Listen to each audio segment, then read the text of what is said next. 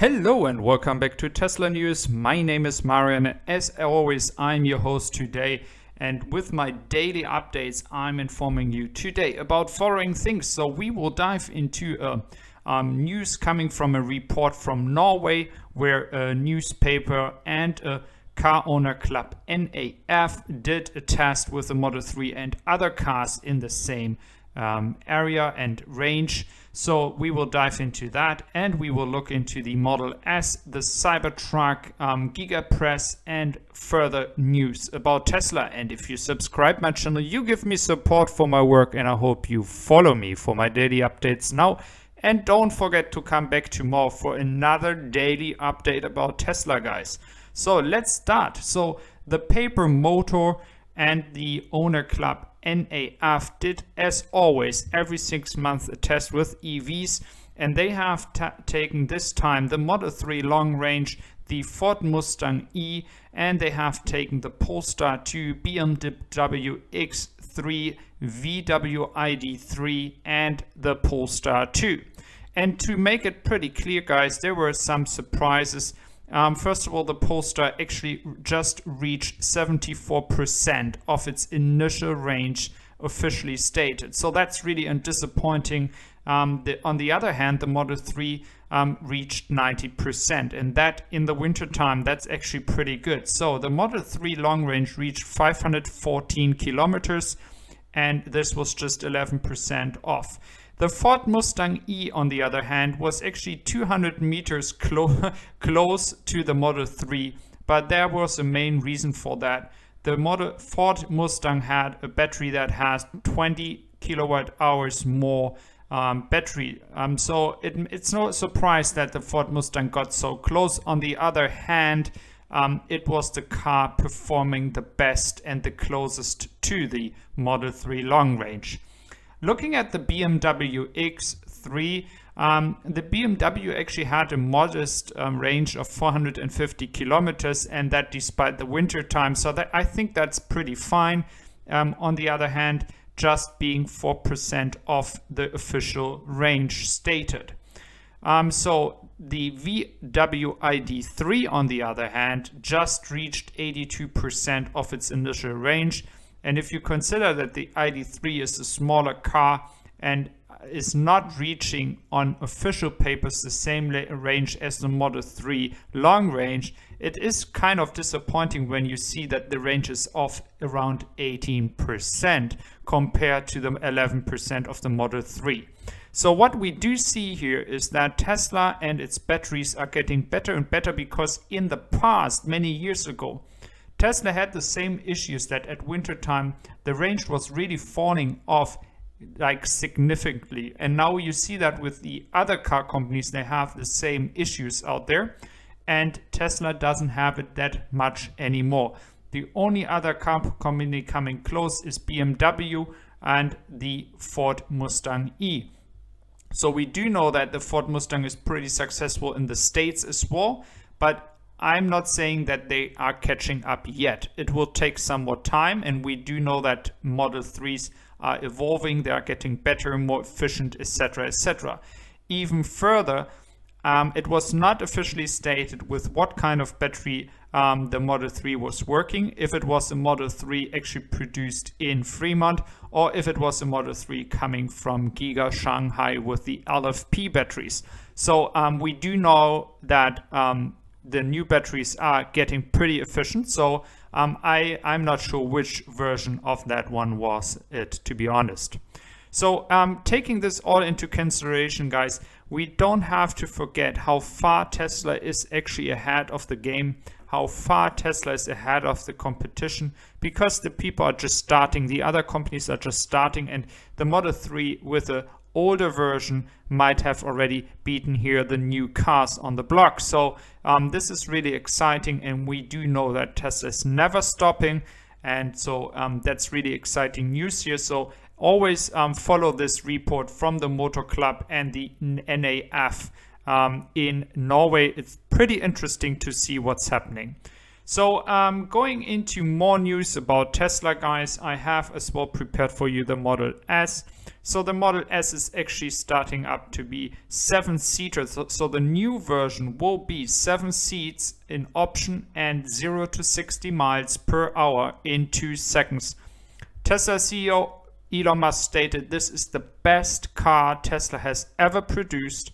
It is the best quality, the best specs, what they have right now to offer." So that's going to be frightening for the competition to see the best version of Tesla. So really excited to see what's happening here. And as we are watching the Model Y in the background, guys, I have some news from Giga Berlin.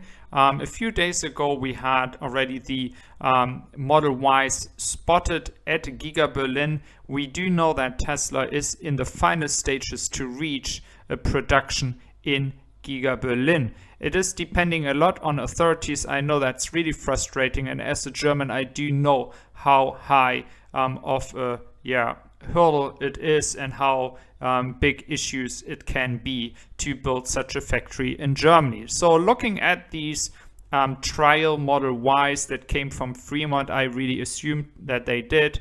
They are used to make a trial production with the Giga pressing installed right now. So let's see how this is working out, but this is pretty much the last stage before we do see actually slowly the production starting, for which Tesla still needs the final confirmation. But I do believe it's just a question of time, and it might happen in June, latest July. So after that, they can start producing cars.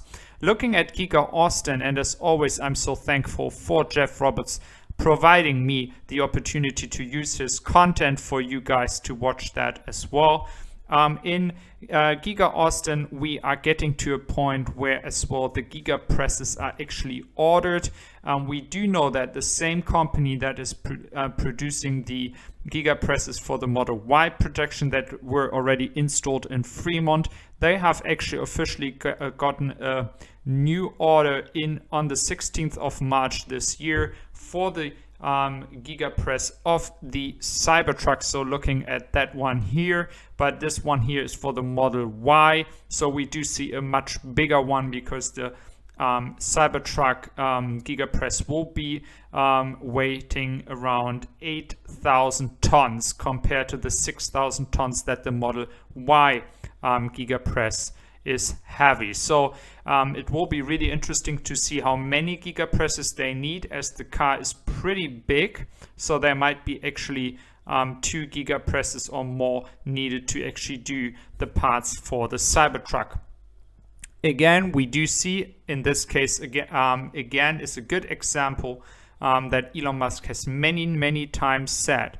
The products they build is one thing, but the factories is the key, and this is where Tesla is even more ahead of the competition when it comes to building efficiently a product.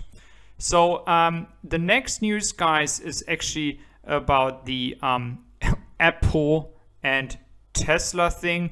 We have more Wall Street news coming up saying that yes, in a few years, Apple and Tesla will have each a worth of $3 trillion of car business.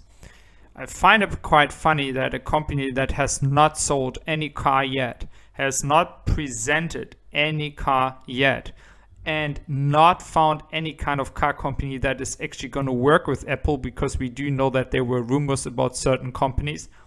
It's actually a joke if you think that Apple could reach such a valuation by the car business in such a short time in the next few years.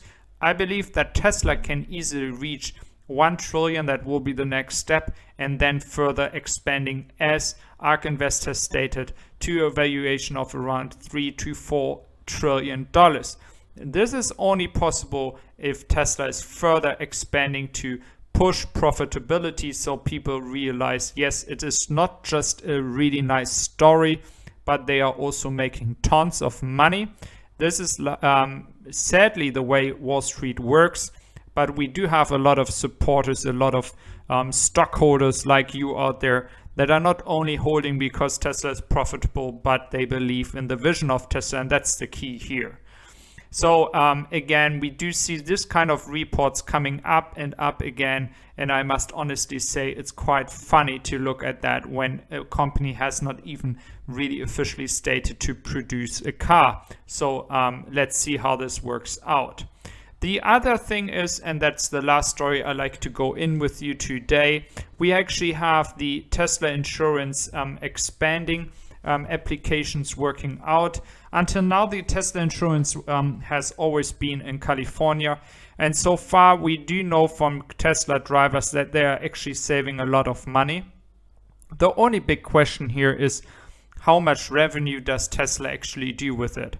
We have no official numbers yet. We don't know what the average insurance price per person is in the bigger scale, but I believe it will slowly increase. And one of the applications is as well for taxes, what makes a lot of sense. And I think that Tesla in the long term will drive a lot of profitable money in there because they know their cars. They know how the people drive based on the data from the cars. And I think they can really do a lot of risk management here when it comes to the costs of a driver doing crashes or anything.